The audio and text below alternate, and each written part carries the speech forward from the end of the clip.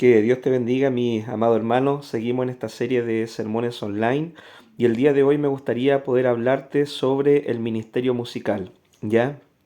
¿Quiénes pueden ser parte del ministerio musical en nuestra iglesia? En nuestra iglesia solamente pueden ser parte del ministerio musical aquellas personas que se han bautizado, aquellas personas que son miembros de la iglesia, ¿ya? Y aquellas personas, ¿cierto?, que tengan el tiempo también para poder dedicarse a trabajar en este ministerio. Este ministerio se reúne una vez a la semana para poder ensayar y también, ¿cierto?, debe participar en los días de culto, los jueves, los domingos y también en alguna eventualidad que pudiera surgir, también ellos deben estar presentes. Entonces, para ser parte de este ministerio, debes ser miembro, bautizado y además tener el tiempo para poder servir en este ministerio.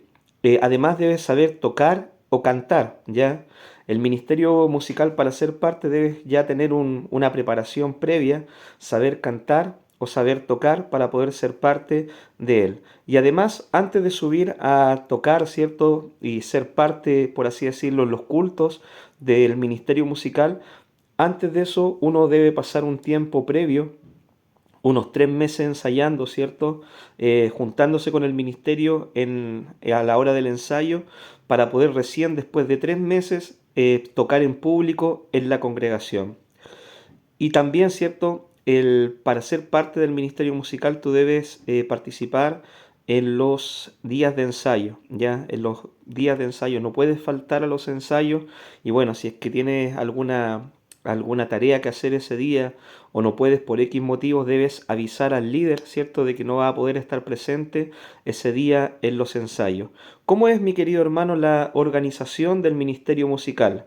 El ministerio musical tiene un líder de coro. Ya este líder de coro puede estar liderando 1 año, 2 años, pero siempre va a haber un líder de coro el cual es encargado de organizar el trabajo del coro, de ver la planificación del coro, de ver qué cosas necesita el coro para seguir avanzando. Está encargado también de ver el regalo que hace el coro, ¿cierto?, a la iglesia a fin de año. El líder de coro debe preocuparse, ¿cierto?, por los integrantes del ministerio musical. Cuando uno decide, ¿cierto?, ser parte de algún ministerio y hablando del ministerio musical, tocar, ¿cierto?, como músico en la iglesia, el líder de coro es aquel que está encargado de estar velando por ti, estar pastoreándote, estar al pendiente de ti, ayudando, ¿cierto?, en este caso al pastor local en el cuidado pastoral de los miembros del coro, ¿ya? Además, la organización del coro, como te decía, se reúne una vez a la semana para poder ensayar. De repente hay hermanos que quieren ser parte del coro, pero dicen yo no puedo ir al ensayo, lamentablemente no podrías tocar, ¿cierto? Si no puedes venir a los ensayos. O algunos muchas veces quieren poner sus propias reglas, ¿cierto? Dicen yo puedo ir a un ensayo, faltar a dos o semana por medio. No, para ser parte debes tener el tiempo para poder reunirte regularmente a ensayar. A la hora del ensayo, ¿cierto? Se lee un devocional, se predica la palabra y después se pasa a tener 1 hora de ensayo aproximadamente, donde se repasan la alabanza, se practican alabanzas nuevas. Se debe justificar las ausencias ya con el líder. Cuando, por ejemplo, tú eres parte de este ministerio, de los requisitos, ¿cierto? Es que cuando tú no puedas asistir, tú debas justificar la ausencia. No puedes llegar y faltar y no avisar. Debes, ¿cierto?, avisarle al líder de coro, decirle por qué no puedes venir, que tiene alguna eventualidad, ¿cierto? Y eso te justifica, ¿cierto?, para después poder asistir nuevamente o poder tocar a la hora del culto. Obviamente la justificación debe ser algo fundamentado, ¿ya? Uno no puede faltar al ensayo de coro o faltar al culto, ¿cierto? Porque por algo secundario, ¿ya? Por ejemplo, si juega mi equipo de fútbol, yo no voy a dejar el coro, la adoración a Dios por ir a ver a mi equipo de fútbol a la cancha o ir a jugar con mi amigo a la pelota. Estas cosas nosotros debemos entenderlas y es por eso que para ser parte del coro, igual uno tiene que tener una madurez espiritual, debe entender esto y debe asumir el compromiso, ¿cierto?, que uno está tomando delante del Señor. Dios no quiere tantos voluntarios, Dios quiere adoradores que lo adoren en espíritu y en verdad. Muchas veces los voluntarios, ¿cierto?, se ofrecen, quieren estar, pero quieren estar bajo sus condiciones y no bajo el margen o el orden que la palabra nos enseña. Además, cierto, se debe dar de baja, en cuanto a la organización, al ministerio se debe dar de baja a aquellos miembros que son indisciplinados, ya, o que caen en pecado. Si, por ejemplo, hay un miembro que persiste en faltar, no avisar, tiene una mala actitud, por ejemplo, no va a los ensayos de coro, no avisa, ¿cierto? Falta por razones injustificadas, después de un tiempo de consejería, después de un tiempo de hablar con él, después de un tiempo de ver realmente qué es lo que la persona quiere, si no llegamos a un acuerdo, esa persona se debe dar de baja, ¿ya? No puede seguir participando en el ministerio musical. También si un miembro cae en pecado, ¿cierto? Y el pecado es conocido por la iglesia, un pecado a vista de todos, ese miembro por disciplina de la iglesia debe ser dado de baja y tampoco puede tocar en el coro, ni cantar en el coro, ¿ya? Al dejar, ¿cierto? De tocar, los músicos deben sentarse y oír la palabra.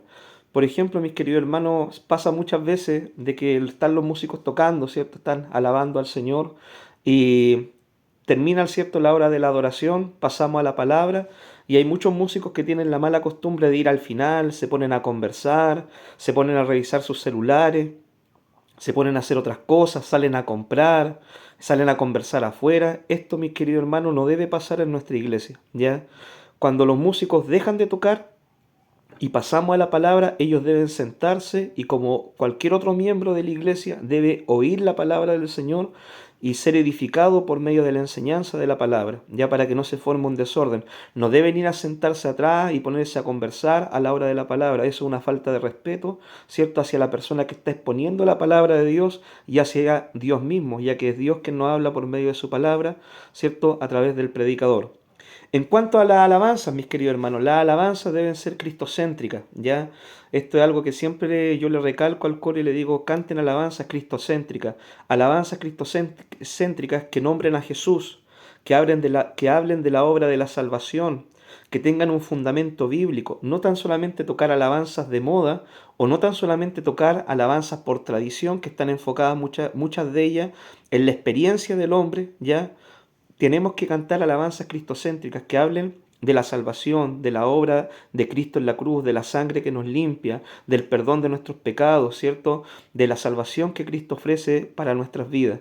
Entonces, mi hermano, ensalzar y glorificar el nombre de Dios. Y entonces, esos son alabanzas de tipo cristocéntrica. Se deben cantar cánticos nuevos. A medida que van saliendo alabanzas, uno debe irlas analizando, no llegar y cantarlas, pero hay que analizarlas, ¿cierto? Y si tienen una letra bíblica, una letra conforme a la palabra, deben practicarse y deben también, ¿cierto?, tocarse en la hora del culto, ¿cierto?, en la hora de la adoración. Debemos cantar cántico nuevo. Si usted lee el libro de Salmos, se va a dar cuenta, ¿cierto?, de que los salmistas frecuentemente decían cantar cántico nuevo a Jehová. Hay algunas iglesias que no se modernizan nunca y siguen tocando los mismos alabanzas, ¿cierto?, de 50, 60, 70 años atrás y no. La Biblia nos exhorta y nos pide que cantemos un cántico nuevo, fresco también, para el Señor en el día de hoy, ¿ya? Se debe también respetar el orden del culto en cuanto a la alabanza en el servicio. Se debe respetar el orden del culto. Nosotros tenemos un orden prefijado, ¿ya?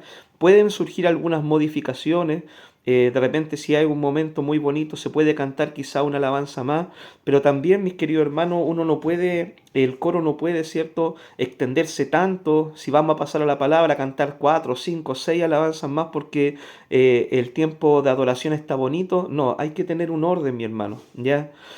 También no podemos cuando estamos terminando el servicio cantar y cantar y cantar y cantar alabanza, ¿cierto? Porque no queremos volver a nuestros hogares. No, la iglesia tiene que tener un orden. Hay una hora de ingreso, ¿cierto? Hay un culto que por lo general dura 1 hora y media, 2 horas, y después, ¿cierto?, uno tiene que regresar a su casa a horario.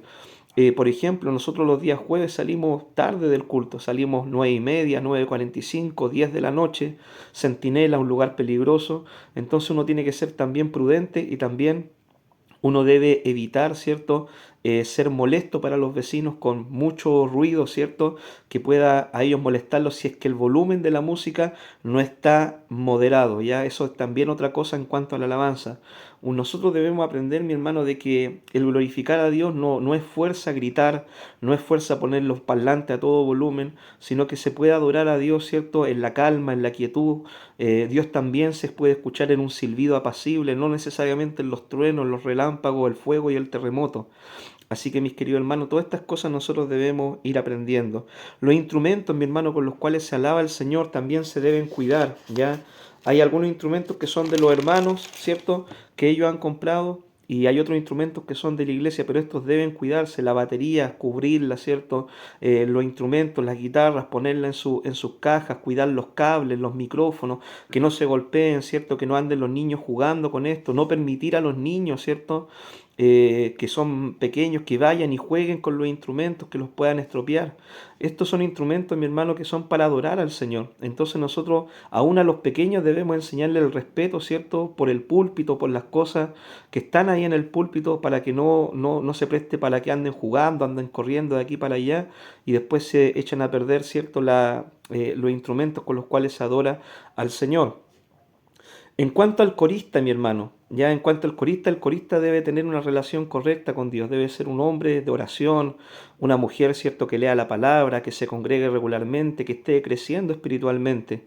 El corista debe ser honesto también. Si el corista cae en pecado, mi hermano, no es fuerza que te descubran en pecado, cierto, que te acusen de pecado. Tú debes ser honesto, debes ser bastante maduro en tu relación con Dios, confesar tu pecado, ya, y dar un paso al costado. Ya, si es que tú has caído en pecado, confesarlo, arrepentirte, dar un paso al costado. Esto no significa que te vamos a echar de la iglesia, pero sí necesitas, cierto, tener un tiempo de receso, ya que debemos adorar a Dios en espíritu y en verdad. No tocar por tocar, no cantar por cantar, no hacer las cosas por llegar y hacerlas. Debemos entender por qué hacemos y por qué adoramos, cierto, al Señor, ¿ya?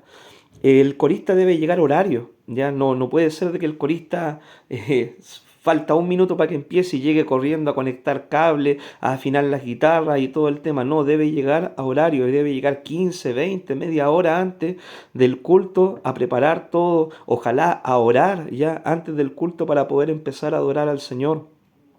Ahora, si el corista trabaja, mi hermano, y viene de su trabajo secular y por su trabajo secular llega más tarde al culto, esto se entiende perfectamente, no hay ni un problema que ingrese más tarde, que afine la guitarra, que pueda subir y pueda participar, ¿cierto?, de la mitad del servicio o desde la hora que llegue, ¿cierto?, pueda participar de la adoración al Señor.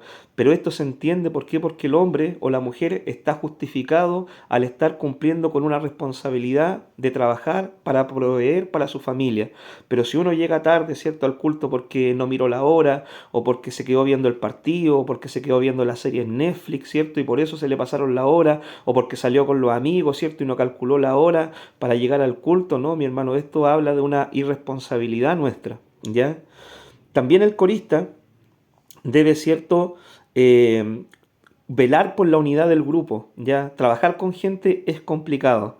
Y nosotros, ¿cierto?, queremos velar por la unidad siempre de la iglesia. Entonces, cuando uno haga un comentario, cuando uno haga una crítica, siempre debe hacerlo en forma constructiva. No debe uno lanzar un comentario o una crítica para dividir el grupo o para que después todos estemos peleados, ¿cierto? O tirar indirectas, ¿cierto? No, uno debe siempre buscar la unidad del grupo. Y uno, mi hermano, debe ser siempre un aporte, ¿ya? Trabajar en unidad para que la iglesia siga avanzando, para que el coro siga creciendo, ¿ya? Nosotros queremos que la iglesia siga creciendo, que el coro siga hermoseándose, que más coristas se unan, pero para esto necesitamos gente comprometida, gente realmente convertida y gente que quiera trabajar en el orden, ¿cierto?, de la palabra y en el orden que tenemos nosotros como iglesia, ¿cierto?, en nuestra metodología de trabajo. Para ir terminando, mi hermano, este mini sermón sobre los músicos en la iglesia, les digo lo siguiente: Dios quiere adoradores en espíritu y en verdad. Esos son los adoradores que Dios anda buscando, en espíritu y en verdad. Adorar a Dios, mi hermano, es más que tocar la guitarra, es más que tocar la batería, es más que tocar un teclado, es más que cantar una alabanza. Adorar a Dios también, uno adora al Señor a través de la oración, a través del estudio de la palabra, a través del servicio que uno hace en el reino del Señor, a través de lo que uno da también para la iglesia, su ofrenda, su diezmo, sus primicias. Todo esto, mi hermano, es parte de la adoración al Señor. No tan solamente cantar, ¿ya? A veces queremos ser adoradores, ¿cierto? Con los labios, pero nos cuesta ser adoradores con las manos, con el bolsillo, ser adoradores que estudian la palabra y que se reúnen en los cultos de oración, ¿ya? Debemos, mi hermano, madurar en este aspecto y entender, ¿cierto?, lo que la palabra nos enseña acerca de la adoración en forma integral. Además, si quieres, ¿cierto?, ser parte de este ministerio, del ministerio musical, no hay ni un problema, pero debes ser un cristiano responsable. Dios necesita adoradores, pero necesita adoradores que sean responsables. Dios no trabaja, mi hermano, con los ofrecidos. Dios no trabaja con los voluntarios, ¿ya? Dios trabaja con los comprometidos, con aquellos que realmente calculan el costo, dicen, Señor, yo quiero estar ahí, yo quiero pagar el precio y yo quiero trabajar en tu obra, en tu viña, haciendo las cosas bien para la gloria de tu nombre.